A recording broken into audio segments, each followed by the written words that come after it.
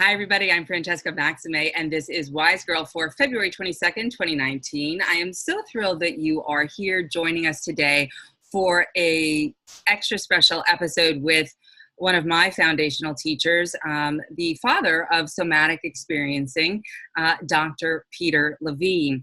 He received his PhD in medical biophysics from the University of California in Berkeley and holds a doctorate in psychology from International University. He's worked in the field of stress and trauma for over 40 years and is the developer, as I mentioned, of the Somatic Experiencing method, which I just became a Somatic Experiencing practitioner completely.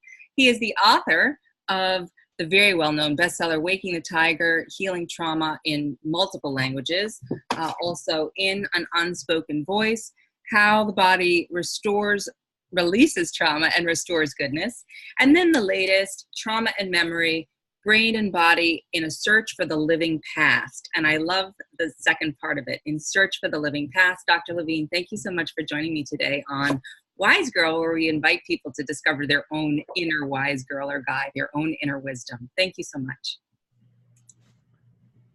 Welcome. Hi. Hi.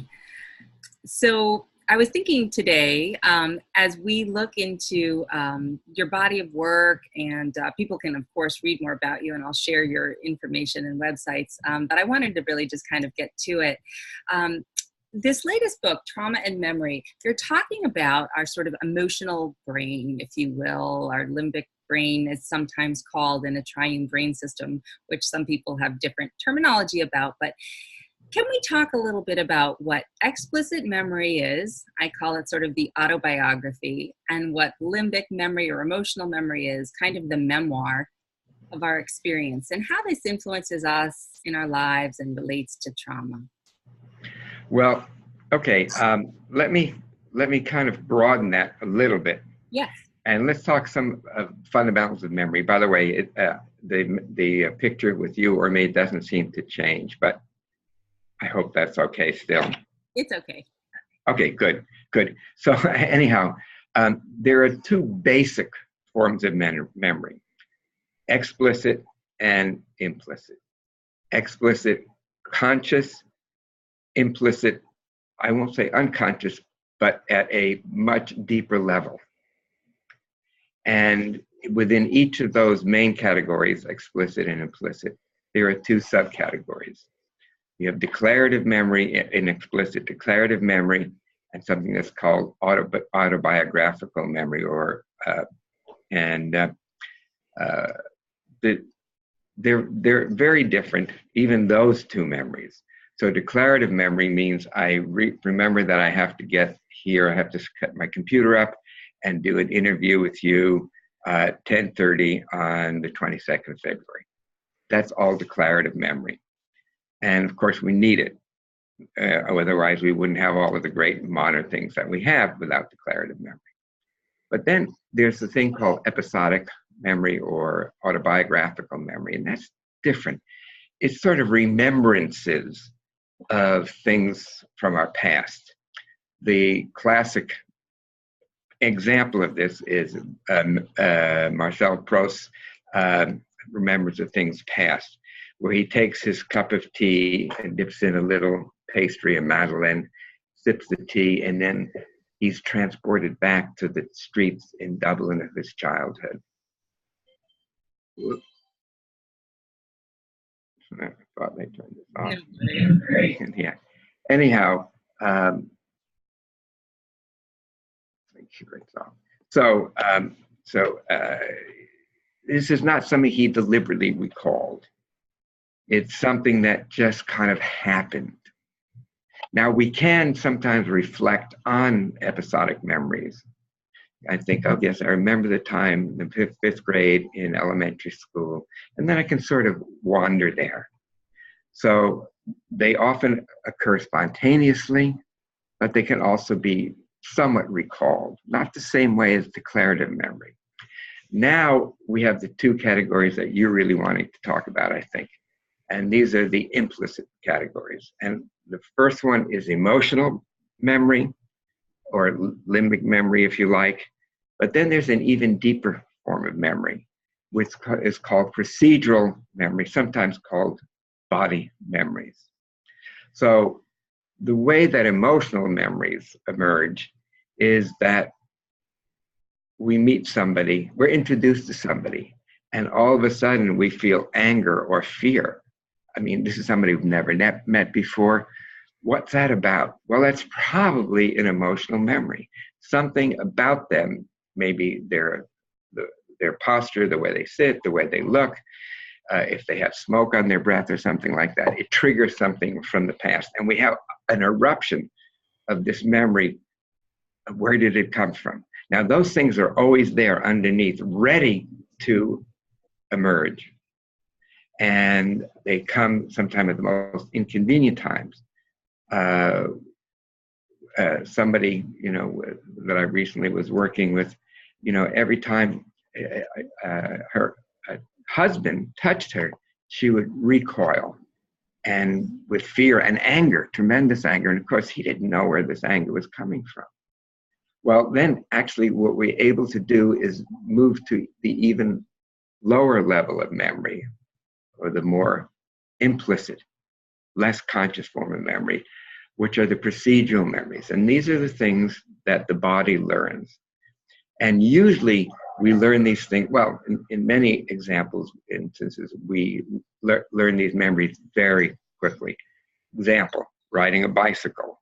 You do that with a parent or an older sibling, and they're walking beside you, and then they let you go, and there you are riding the bike for the first time. And as the expression goes, it's something that we never really forget.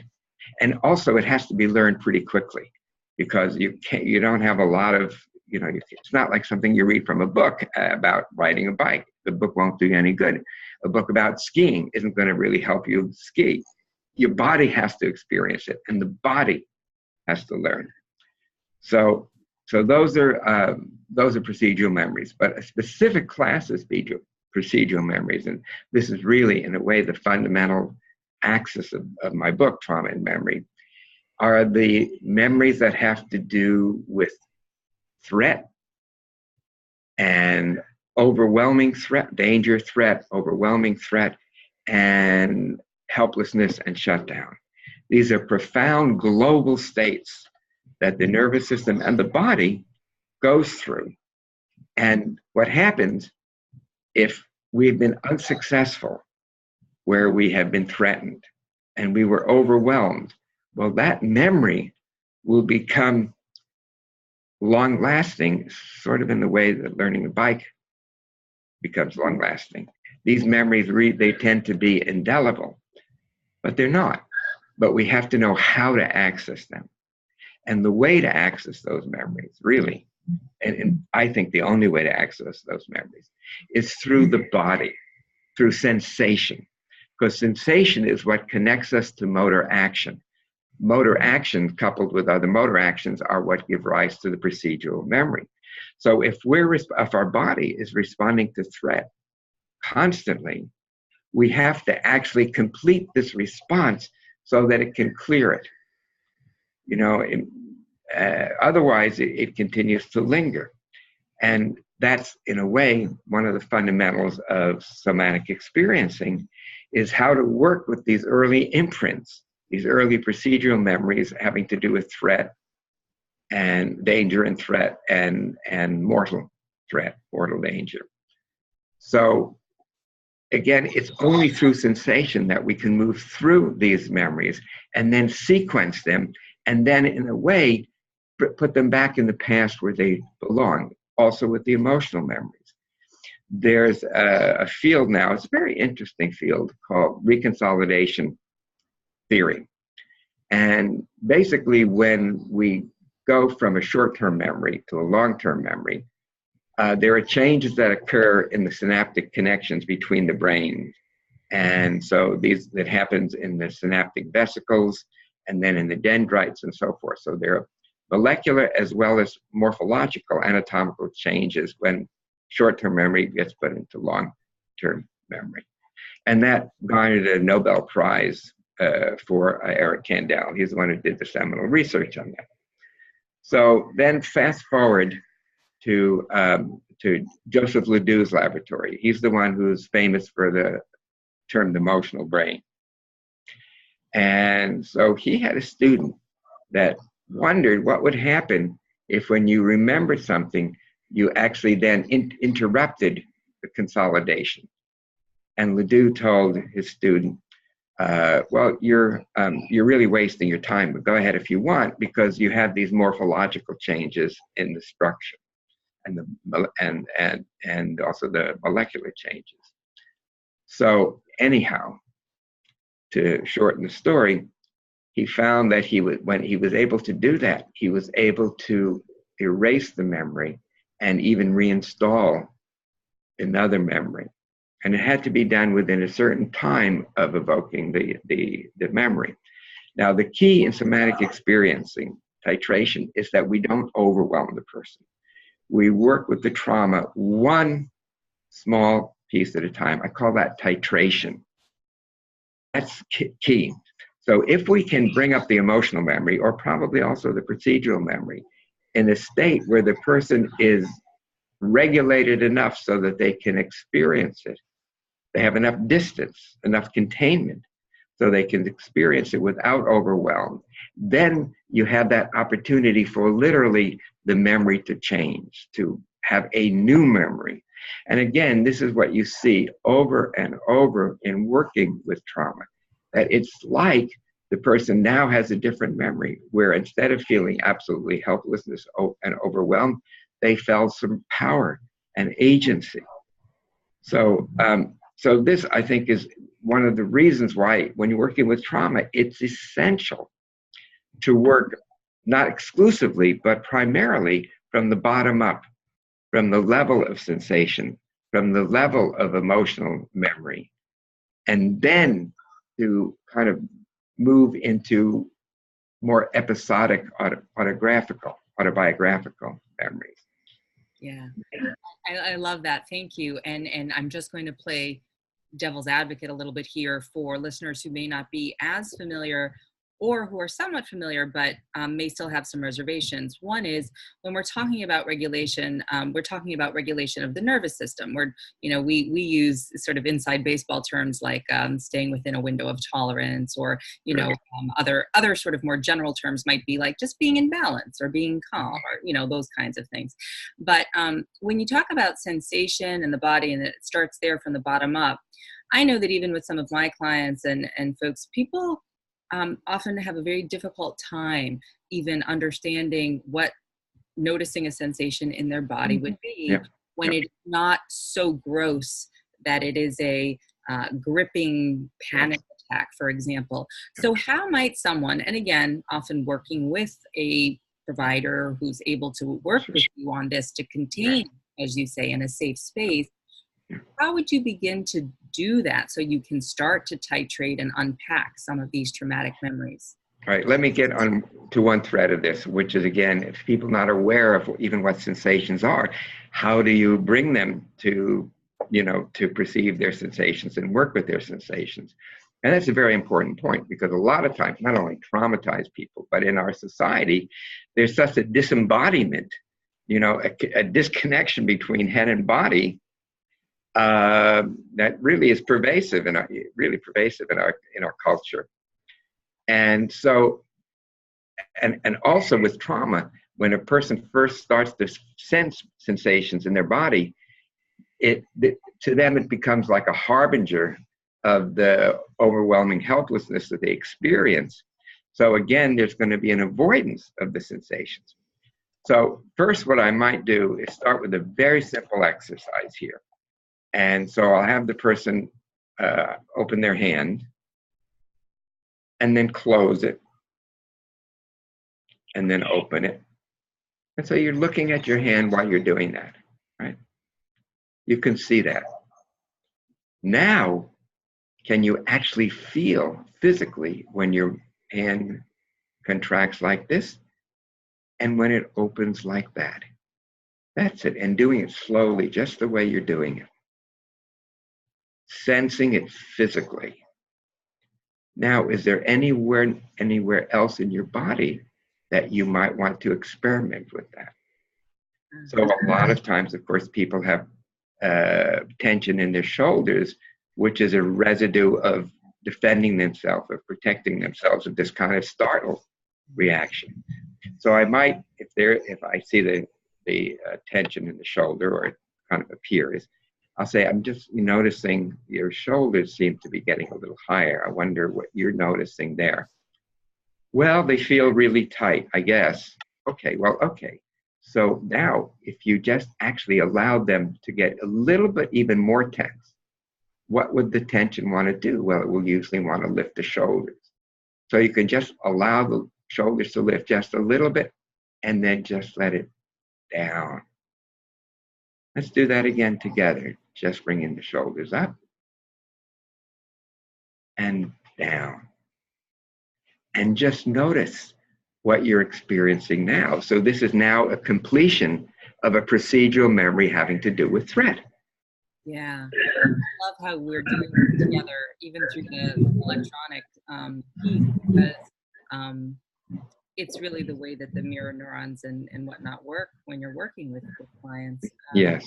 And just to really explain to folks, it's the ability to allow the body to do what it naturally wanted to do that it got stopped from being able to do when it threatened, when it perceived threat, and allowing that to move through in a way that isn't overwhelming.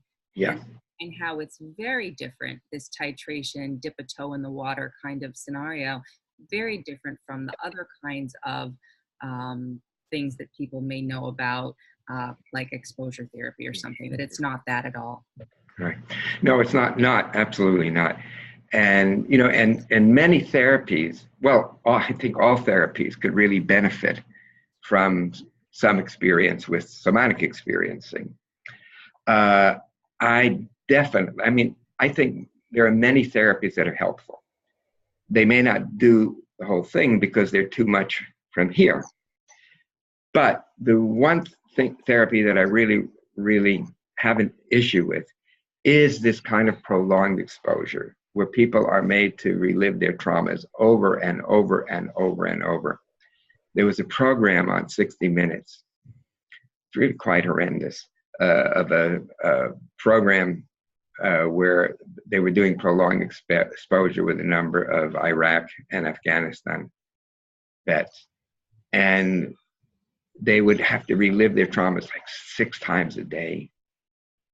And you could see at the end of the program, they would just collapse. And it's really hard to watch. Now, I'm not saying some people, almost anything will help. But with people who have more complicated trauma, just having them relive the traumas especially, it's just not going to work. It's going to backfire. And if the person is overwhelmed, if they feel overwhelmed, it's really no different to the nervous system than when they were overwhelmed by the original trauma.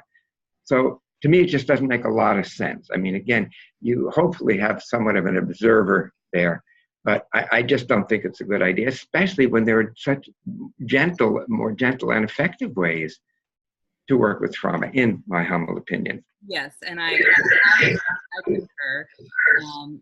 I also know that a lot of this work about the nervous system, talking about the social engagement system, as Dr. Stephen Porges has talked about, it's about safety, feeling safe.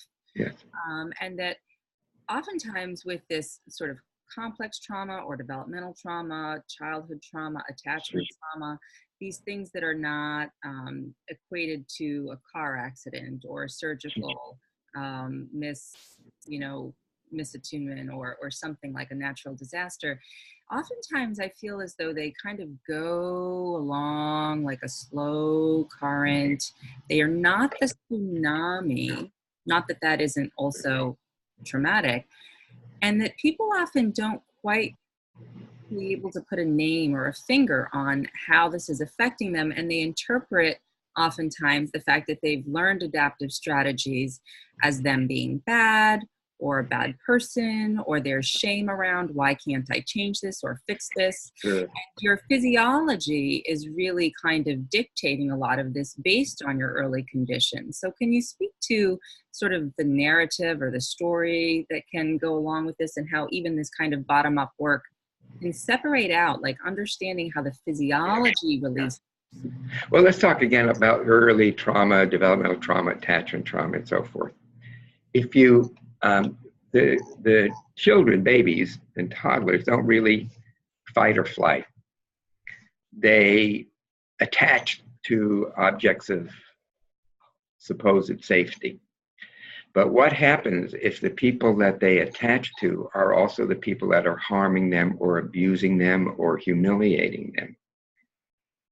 It's, you could see the knot that produces.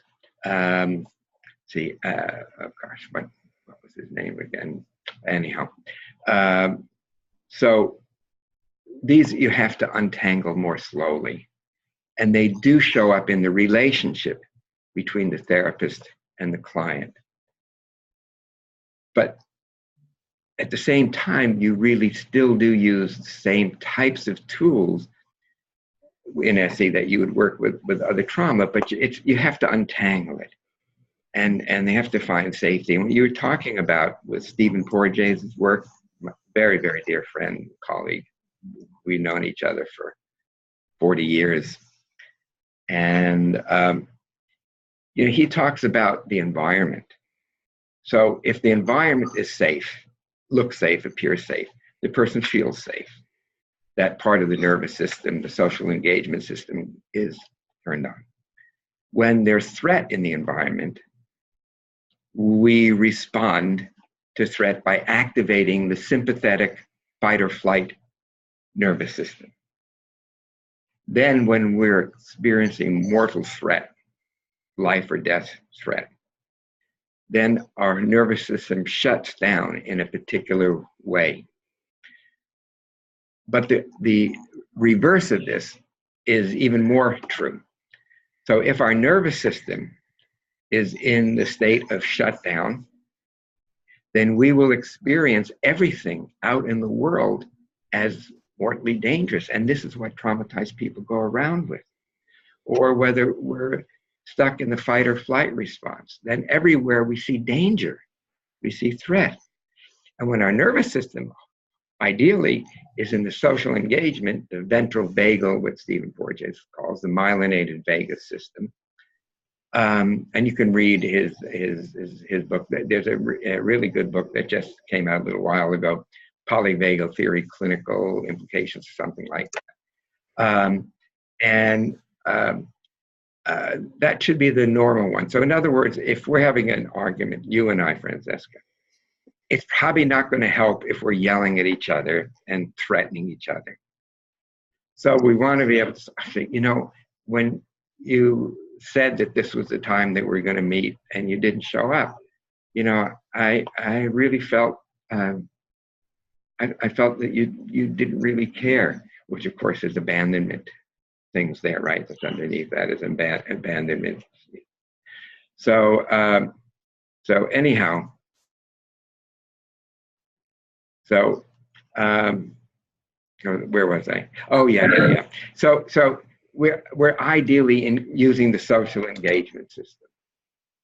That's really the way that we need to be as human cooperative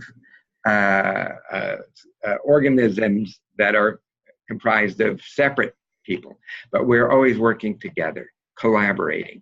You see that, if people are really impassioned about something and they are, they're doing it together with other people, they'll do that even though that doesn't pay that much. I mean, like the people who did Wikipedia, they did that basically for free. What a great resource that is. People really appreciated what they did. They're together. I mean, go into any restaurant. How many tables have one person? Very few. If you look at what their behaviors, what they're doing, is they're talking with each other, they're communicating with each other, they're gesturing with themselves. Yeah, and so that's really where our nervous system should be. But when we're traumatized, our nervous system is not there. Yeah. It's That's the trauma shifts us out of our more natural calm state. And Exactly. And this kind of work tries to take us to the point of where we were stopped or frozen, so that we can allow the process of releasing some of whatever is stuck to move through in a way so that we can restore more of that sense of calm or balance. And I just wanted to check in about the connection between how that calm or balance or sense of safety, how trauma maybe can be a portal to a more spiritual kind of awakening, for lack of a better term. We could, a deeper connection to all that is, whatever that's about. Right. Well, that's a complicated topic. And actually, I started addressing it in the final chapter of In an Unspoken Voice. And I'm hopefully sooner or later going to be writing a book with a colleague of mine on spirituality and trauma. Beautiful. First of all, the social engagement system is a type of spiritual experience, to really communicate with another person, to be with another person, to see another person as other, and to understand the person as other. Could you hold on one sec? Sure.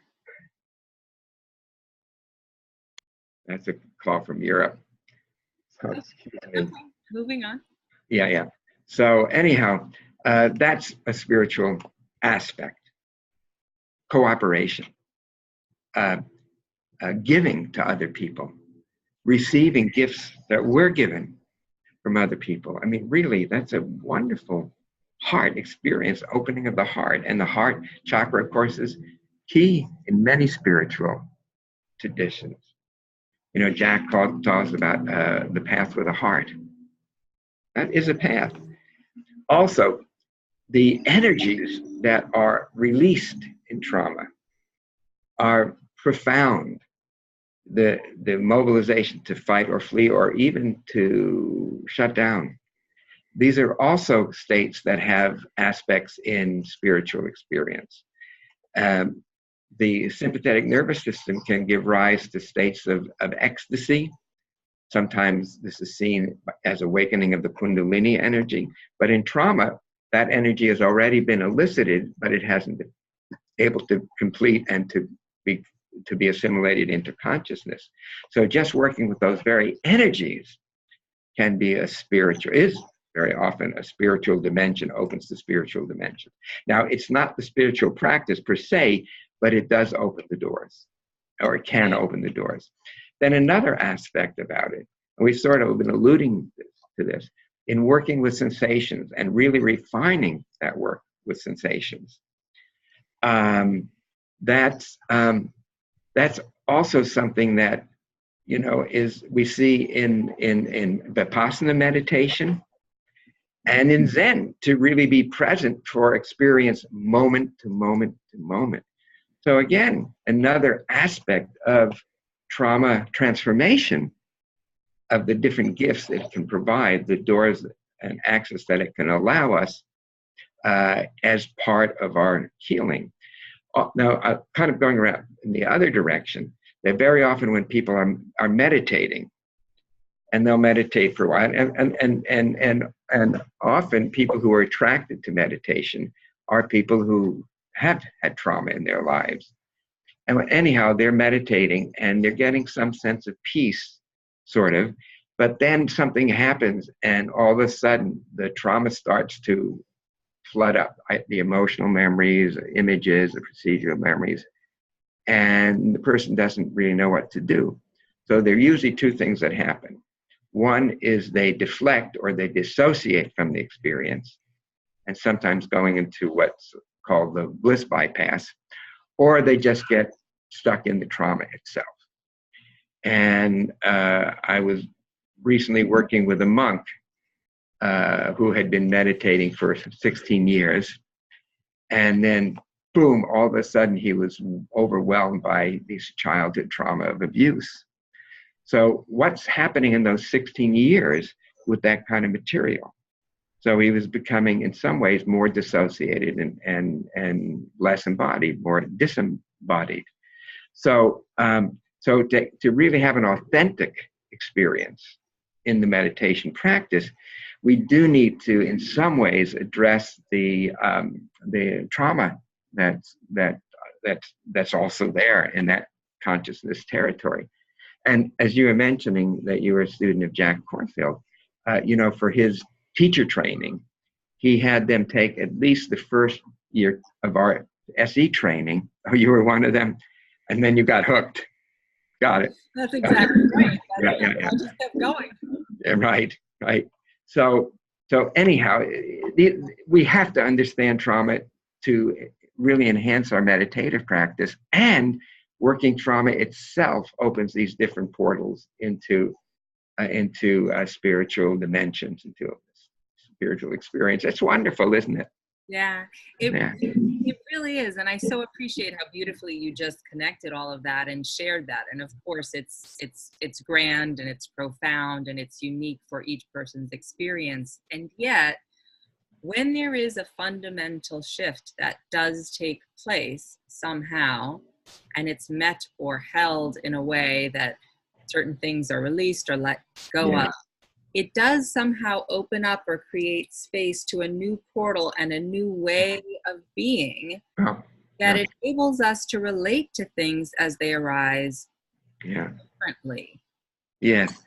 There's a certain quality of spaciousness when we're able to contain more and more of our sensations. We get more and more space, really, in our body. And that spaciousness also lets ourselves look at these different images, at the different emotions, at these different sensations, to both be the experiencer and at the same time being the observer. And again, that's a state that's very much cultivated in various different spiritual practices. Yeah, can you talk a little bit about how that works, where the cultivation of doing something somatic in some way, shape, or form as a regular sort of private practice can support perhaps some of the work that one might do along with a practitioner or a therapist, or that they're both working with a physiological piece that's sort of not cognitive in that left brain. Yeah. No, it's definitely not cognitive. And by the way, I am personally a fan of CBT, but you have to combine that with the bottom-up work of something like somatic experiencing. You just have to do that. It's not going to go, it's helpful, but it's only going to go a certain depth when you really need to go a lot deeper. So, and the other thing is, if I understand your question correctly, is that we also want to help our clients develop their own capacity to work with these sensations when they arise. And then it becomes sort of like a practice, because if they only are relying on the therapist, and of course they do, because we know things, of course, that they don't do. It's like when you go to a doctor, he knows things or she knows things that we don't know because he's had that training. So, there is that element. But really, for people to begin to work with these sensations and feelings when they come up, by having a big enough container and being able to stand back and observe them. There's a short documentary that was made with a man named Ray, a Marine who was blown up by 2 IEDs, and it's on YouTube. It's open access. And I think it's called Ray's Story, Somatic Experiencing with Peter Levine, something like that. And at the end, we do 4 sessions, and then he comes to Esalen, where I do a class called The Ordinary Miracle of Healing. So they gave him a scholarship so he could be there for that 5 days. And at the end of the session, he was going outside, and he came to my technical assistant, and my technical assistant said, "Oh, would you mind doing a little interview?" So anyhow, Ray starts by saying, "Well, when I did that session with Dr. Levine in Los Angeles, I thought this was the biggest wad of, what." But then I realized that maybe I was stopping myself. And then I realized that I could also use the tools that he gave me to be able to use them in my life. And he was extremely traumatized with many, many, many different symptoms. And you see how he goes from being really horrendously affected, debilitated, to a real human reflecting, really a very special, sensitive human being. I just heard recently that he was on the dean's list at his college where he was studying computer science. Beautiful. Really, really, it's really worth to look at that video. It gives you somewhat of a feeling of somatic experiencing. It's free, so. Yeah, no, it's beautiful. And another part of the story, for those, not to be a spoiler alert, but he finds himself into relationship and child and Yes. And that out of that so traumatic experience while serving in war came forward to connect in the end through this healing process, and now is flourishing in ways. And that's really sort of what I try to emphasize is so much of our lives we've gone from surviving. We're just sort of holding on, surviving, and we want to get to whatever we think happiness is, which might be thriving, which I think is ultimately thriving, but we forget about this sort of middle tier sometimes, about the stabilizing or the unpacking. It's sort of like we have to dig out or dig down or go, be willing to go back a little bit, but then we have to kind of stay steady for a little bit and kind of get familiar with that before we can start building up. Yeah. Oh yeah. For sure. For sure. Yeah. Again, this is really a lot about learning to have greater containment.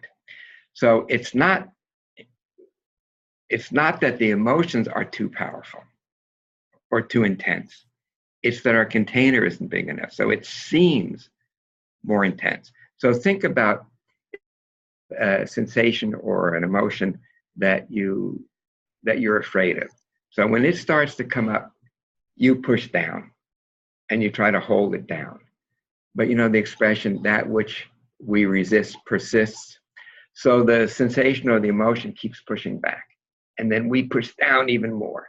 And then it feels like if we ever let go, we'll be completely overwhelmed.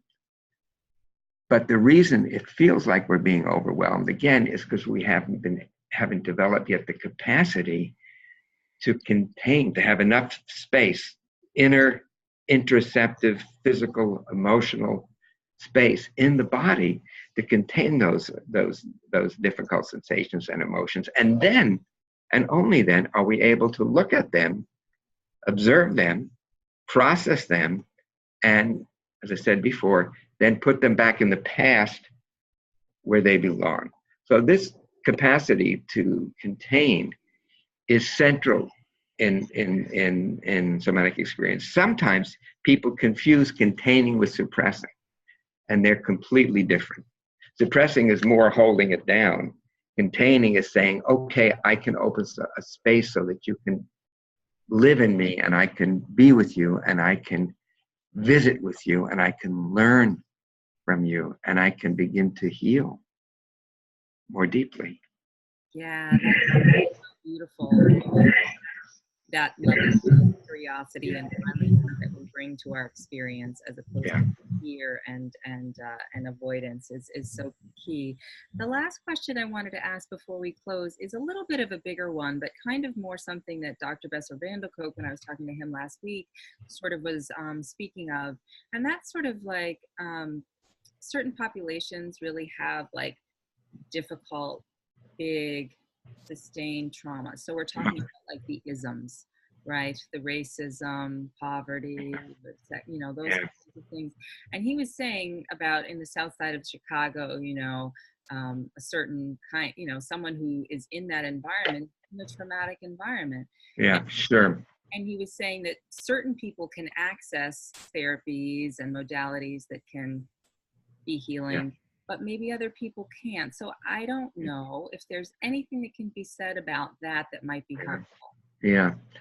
Well, yeah. I mean, look, when you're in a war zone, and you don't want to process your traumas, because you want to do everything you can to stay alive. And although even processing some of this could make people more resilient. But still, when you're under a situation where there's so much, into even Porges' terms, threat and mortal threat all around you, all the time, and you don't know when it's going to happen, it leaves also a lot of uncertainty. So we do have to also look at this as a social issue. The other thing that what occurs a lot in these populations in poverty, and I just finished a workshop at Esalen last week, and there were two wonderful young man and a young woman there. One was a Crow, and the other was a Navajo lady. And we actually did a session together with the two of them, the three of us, the two of them, and we worked with their generational trauma. Because again, that's one that most therapists really don't appreciate or know how to work with, of course, are the effects that our parents are going down the line. And it's not only trauma that's being passed on from generation to generation, but great gifts. And so in this session, they connected also with the deep wisdom of their ancestors. And we have a lot to learn with so-called primitive or primary people, who see that as their reality. One of my Brazilian teachers, wonderful woman named Efu. She is a nun from Tanzania. And so she really still has a lot of her tribal wisdom with her in her essay work. And she almost always works with the generational aspects because they're there. They're very, very powerful, and they're very often specific. I can give you an example. At one time, I was working with a number of people, and in the sessions, they would report experiencing the smell, a nauseating smell of burning flesh. And a number of them were vegetarian, so it just didn't make any sense. Well, then as I started to question them more, they had grandparents and even parents who were in the Holocaust. So I say, wait a minute, how can that specific smell be transmitted? I know it, I believe it because I see it.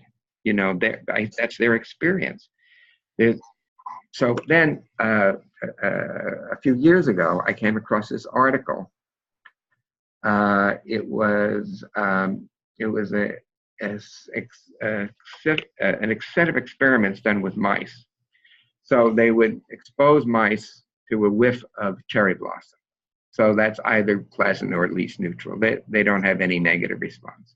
But then if you start to pair it, scent of cherry blossom with a shock, and you do that for a couple of weeks, then when they smell the cherry blossom, they automatically freeze and tremble and defecate.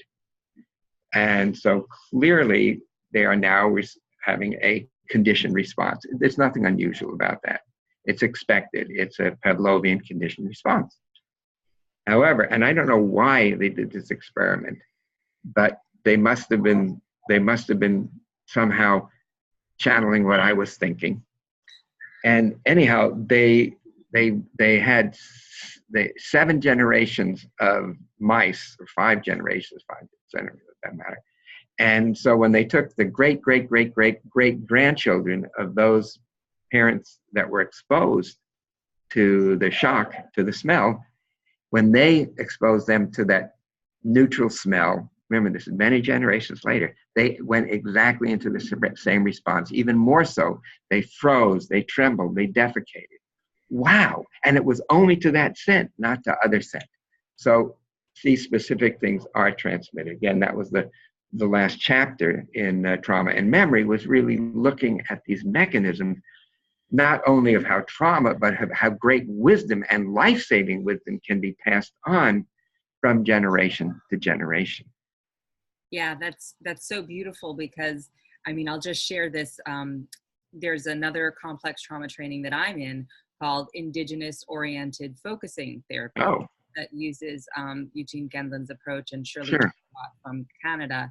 And they're combining, as you say, this indigenous, Aboriginal, First Nation people's wisdom here with these trauma healing methods, doing just as you described, tapping into the medicine in that orientation called the wisdom that is there also, and the resilience, and how so many of these modalities aren't the tribe, the shamanic, they're not valued in our society today. Yeah. When I was developing somatic experiencing, I was very careful not to talk about shamanism or anything like that, because it took quite a while for it to be accepted, and now that we have controlled outcome studies and so forth, I feel a little bit more willing to talk and to honor shamanism, because therapists, not all therapists, but many therapists are healers, and that's a shamanic tradition. It really is. It's also a psychological practice, but it's also a shamanistic practice. And by the way, I'd love if you would send me that information. I will. I would just really appreciate that. And again, sometimes life-saving information comes from ancestors. Let me give you just a couple of quick examples, and then I guess we'll call it wrap up. Do a wrap. I was working with this woman. That there was a plane that went from Denver. This was back '89, I think, 90. I don't know, sometime around then, and to Chicago. And an engine exploded and destroyed all of the hydraulic lines. So there was no way to control the plane. So the pilots tried to control it by making one engine faster than the other engine. It was an almost impossible task. They did land, but the plane broke up into pieces, and then there were explosions, fireballs. So I'm working with this one young woman, Katie, and she experiences herself a somatic memory, a procedural memory of being upside down. And she was, and she has the memory of opening the belt and then letting herself down, and everything being black and starting to be smoke. So she sees a pinpoint of light, and she starts crawling towards the light, because she hears the words, "Go to the light, go to the light." And it was the words of both her father and her grandfather. Both had survived airline crashes, one military, one commercial, by crawling to the light. So you can say, well, they told you the story, but why did that just happen in that moment? In the tsunami, we did some work in the South Asian tsunami. Right when the earthquake happened, the elephants and other wild animals and tribes people immediately went up to the hill and they were saved. So you could say, well, okay, the elephant, the tribal people, you could say, well, they tell stories. Remember, the last time this happened was 300 years ago. So, okay, that's certainly possible. But the elephants? So somehow, again, that generational procedural memory was there, which said, escape this way, don't stay around. So it's an incredible, interesting field, and one I hope to do more research and maybe more writing about. Yes, I would love to hear about this new book that's coming up. But in the meantime, this has been such a beautiful conversation, and I'm so honored that we had a chance to spend this time together today. It really has been a gift, and I encourage everyone to pick up, if they would like, the latest Trauma and Memory, Brain and Body in a Search for the Living Past, and or any of other Dr. Levine's books. You can read all about him on the website. I will also add your links there. Let me mention one other thing. I've just started working on a book on healthy sexuality for adolescents, because that is such an insane mess, again, in our culture. It's so dehumanizing and disconnecting. So I hope we'll have some time to work on that. And then the other thing I'm working on is, because I've worked in the past with thousands of people with fibromyalgia, irritable bowel, migraine, those kind of symptoms. They're sometimes called medically undiagnosed symptoms. And there are probably at least 20 million people in the US alone suffering from those kind of symptoms. So there's not enough therapists to work with that population. So I'm actually working on a online program, an app with an entrepreneur and 2 MIT scientists to make this program that people can get the help with these kind of conditions online. So those are my passions during the next while. Yeah, amazing. All right. Well, we have those to look forward to. And again, healthy sexuality for adolescents. How wonderful that you're even opening up that conversation, because for so many, it is just not only confusing and yes, it's just, yes. And what a gift. I know you have other things to do. We could talk all day, but maybe I can have you on again when we can talk about healthy adolescent sexuality. Okay. All right. Dr. You Levine. bet. I enjoyed our conversation. Take care. Bye-bye, Francesca. Bye-bye now.